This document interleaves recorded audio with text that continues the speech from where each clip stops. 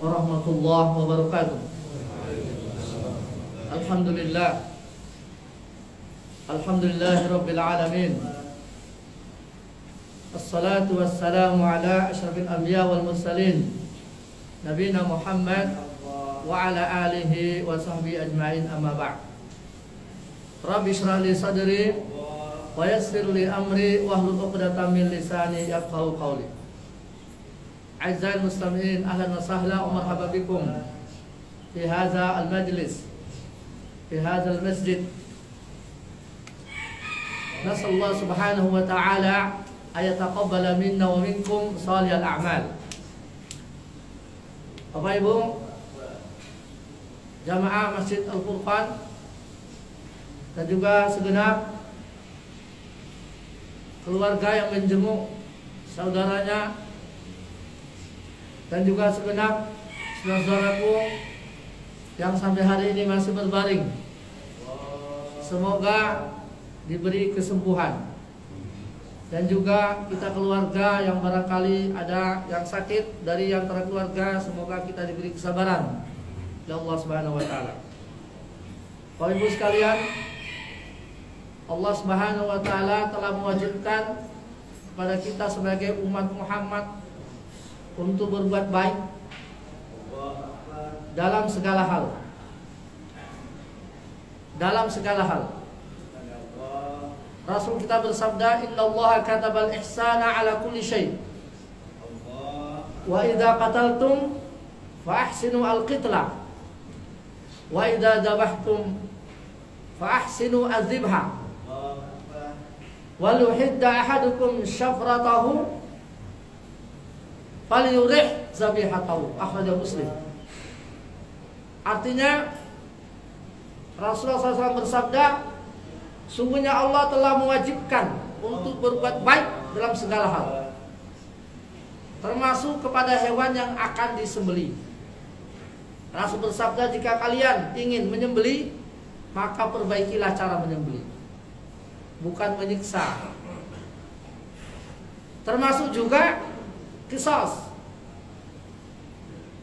Dari qisas ini Bapak Ibu, hukuman mati. Ya mungkin nanti di penghujung nanti saya cerita bagaimana prosesi hukuman mati. Karena mungkin mohon maaf, di antara penduduk Malang sini mungkin ada saya, mungkin wallahu a'lam, mungkin ada juga dari orang lain yang pernah menyaksikan bagaimana eksekusi mati. Saya sudah melihat langsung dengan mata kepala, dengan jarak 10 meter Bapak Ibu. Hukuman pancung, apa namanya itu, pedang. Jadi Rasul mengatakan, jika kalian ingin menyembelih atau ikhtisas, perbaikilah. Bagaimana cara memperbaiki hukum qisas itu? Jadi tidak mutilasi, tetapi cukup sekali tebas. Artinya sehingga pihak terdakwa ini tidak merasa kesakitan. Waluhidda ahadukum syabratahu, kata Nabi, maka hendaklah sebelum menyembelih itu supaya pisaunya diasah tajam, supaya sembelihannya itu nyaman. Wal yurih zabihatahu, kata Nabi. Maka semakin tajam pisau penyembelih, semakin baik.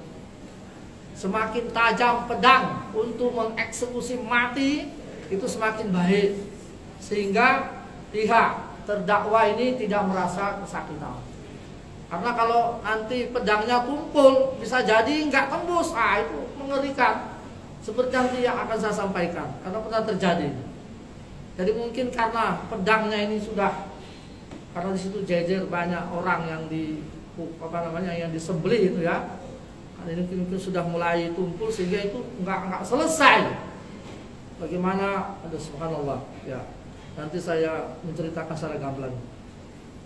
Bapak Ibu sekalian, dan al-ihsan itu bukan hanya kepada manusia. Dari ihsan itu juga kepada hewan. Kepada hewan. Maka sering sudah pernah dengar, sudah pernah kita dengar hadis Nabi yang masyhur. Nabi bersabda, dakhalat imra'atun fi hirra rabatatha habasatha wa hiya la tut'imuha wa la tutliqha ta'kulu min hasya'ishil ardi.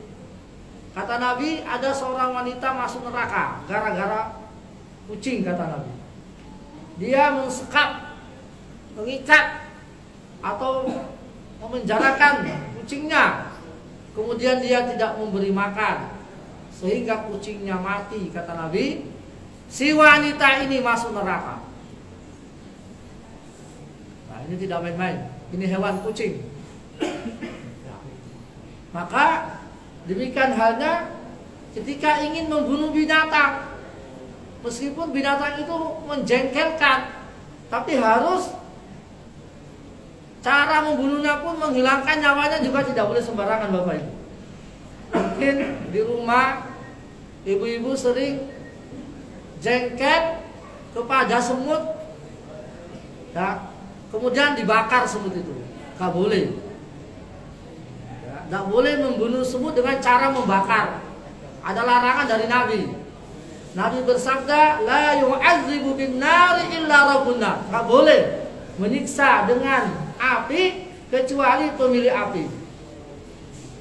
Nah, karena di sini ada kisahnya. Suatu ketika Nabi SAW itu pernah disakiti oleh dua orang Quraisy.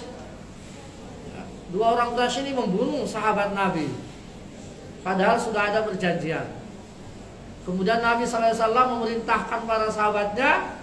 Mungkin Nabi sudah sangat kesal sekali, sudah sangat jengkel begitu. Kemudian beliau mengatakan, cari dua orang ini, kalau ketemu bakar hidup-hidup. Ketemu bakar hidup. Setelah beberapa saat, ya, ketika mungkin 2 jam atau 3 jam setelah itu, orang-orang yang sudah bersiap-siap mau berangkat, kemudian dipanggil lagi mereka, sebentar, apa ya Rasul? Tadi Jibril datang membisikkan, tak boleh menyiksa dengan membakar itu. Maka kata Nabi, kalau ketemu tidak usah dibakar, tapi disembelih atau dibunuh biasa saja.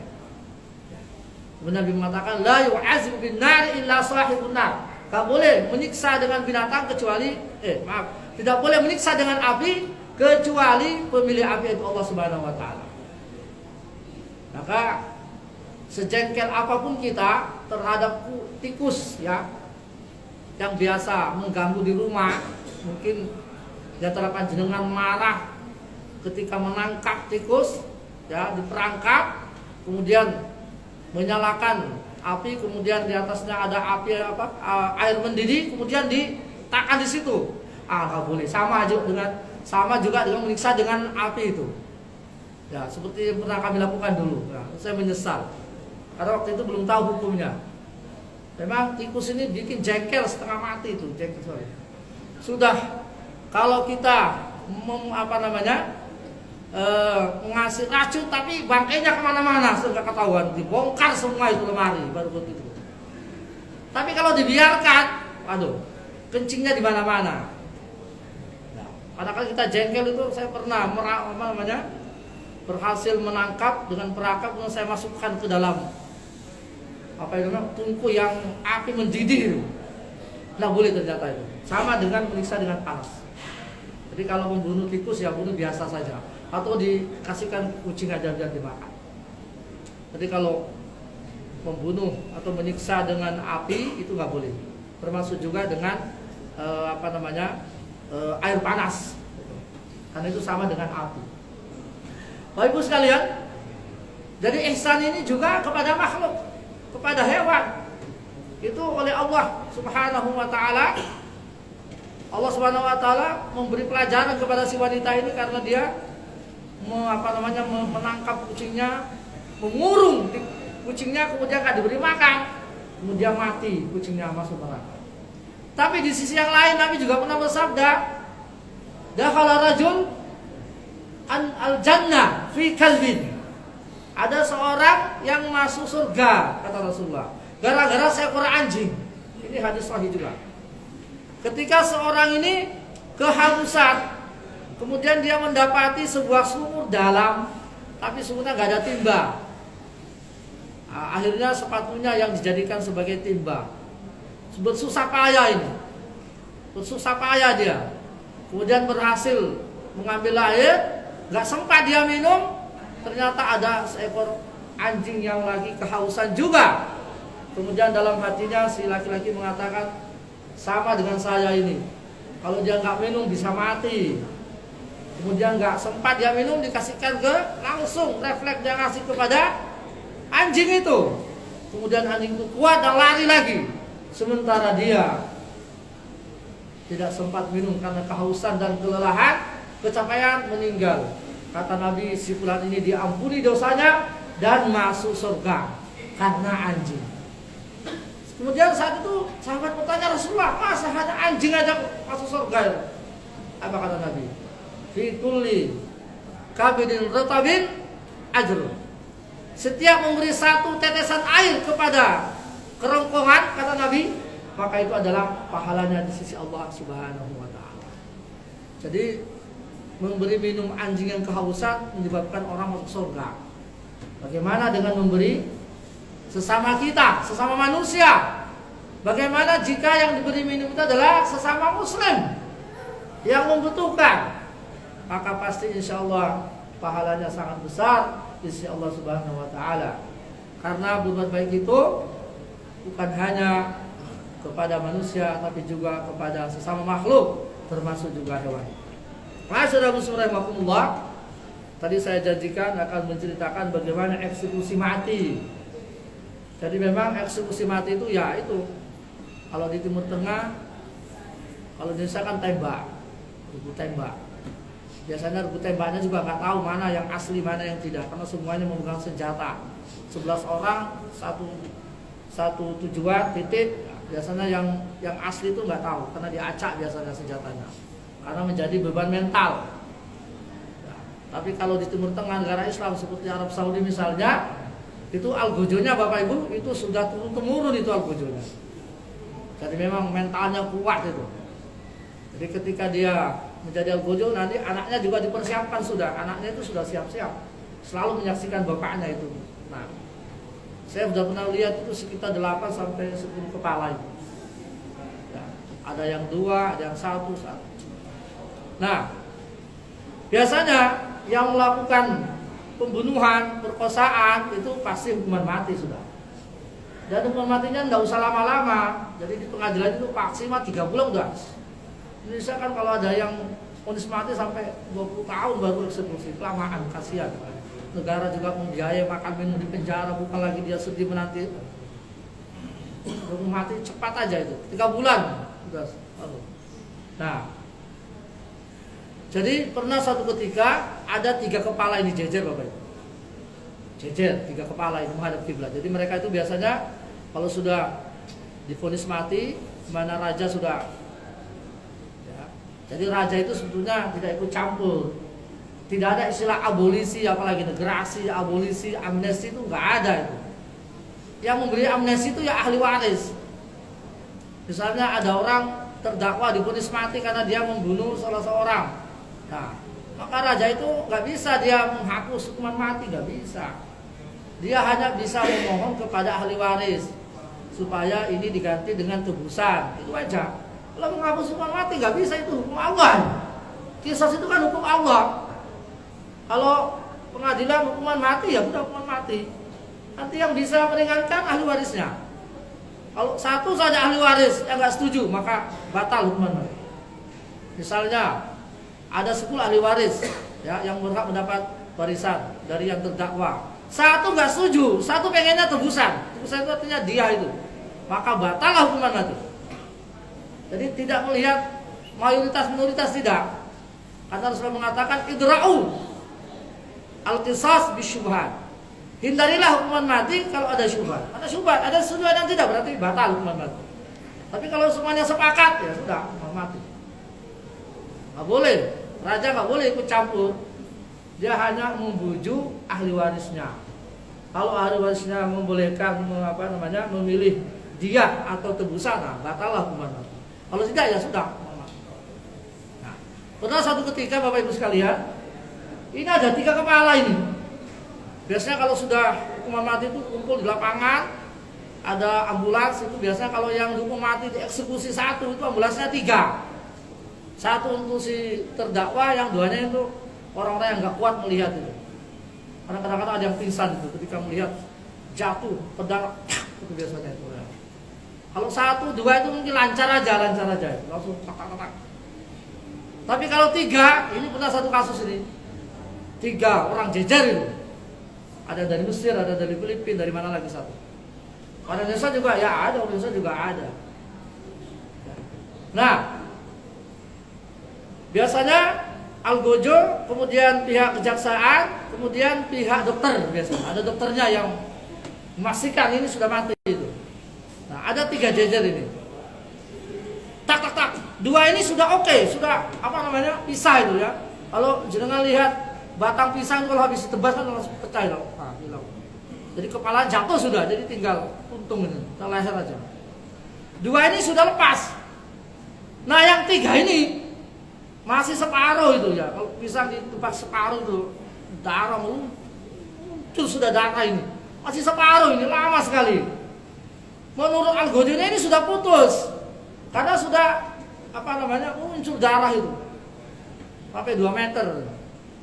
Tapi kata dokternya tidak, itu masih ada kelihatan, masih ada nyawa itu, matanya loh masih kelihatan. Lama sekali, ya. Sampai manusia orang-orang itu semua itu, aduh, bagaimana sudah menyaksikan kepala separuh ini, yang satu sudah tebas, tapi masih tersisa setengah itu. Saya melihat betul itu kepala itu. Itu dengan jarak sangat dekat 10 meter itu saya lihat itu. Ya. Lama sekali diskusinya, karena menurut dokter ini belum mati. Tapi menurut algojo ini sudah mati. Nah, karena algojonya menirukan memenuhi keinginan dokter, aku tebas lagi. Langsung kepalanya melintir kepalanya.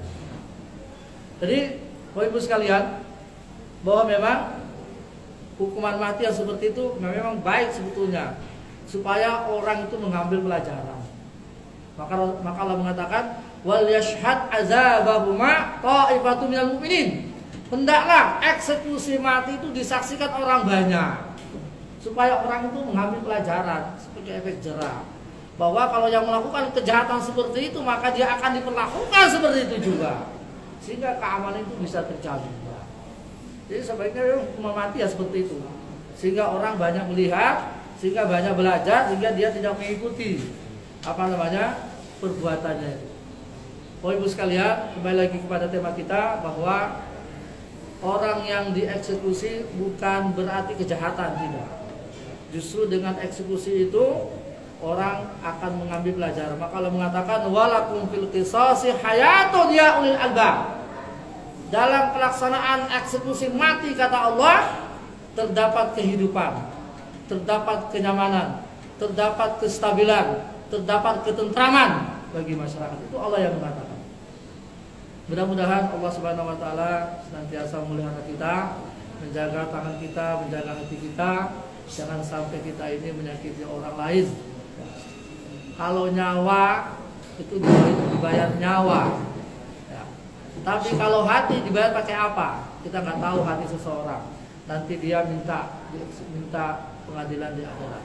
Maka oleh karena itu, kita sebagai manusia yang banyak kesalahan, jangan segan-segan untuk minta maaf kepada sesama yang pernah kita sakiti hatinya, karena itu akan menjadi pengadilan akhirat, pengadilan yang panjang.